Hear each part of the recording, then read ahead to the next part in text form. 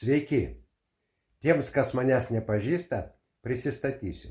Aš Ježy Lavrinovičius. Šiandieną noriu jūs supažindinti su nedidelė mano gyvenimo istorija. Sakau istorija, todėl, kad tenka kalbėti būtajame laike. O tai jau istorija. Manau, sutiksite, kad 6 metai visatos mastu tai tik maža vos pastebima akimirka. O 6 metai žmogaus gyvenime tai gan reikšmingas laiko tarpas. Prieš 6 metus susipažinau su kompanija, kurios pasiūlytos galimybės ir produktai man labai patiko ir aš nutariau pradėti kurti verslą.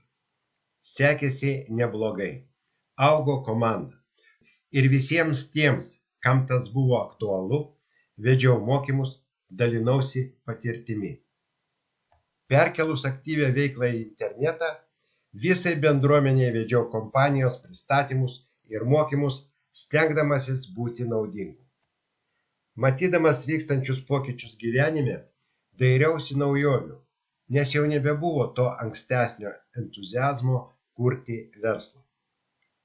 Užteko man pasidalinti informaciją ir užsiminti apie privalumus kainų politikoje kitame projekte, kaip užsitraukiau nemalonę lyderių, kurie ėmėsi priemonių, kad būčiau užblokuotas visose grupėse, negaučiau uždarbio, o mano atlikto intelektualaus darbo įrašai grupėse buvo pašalinti kaip beverčiai.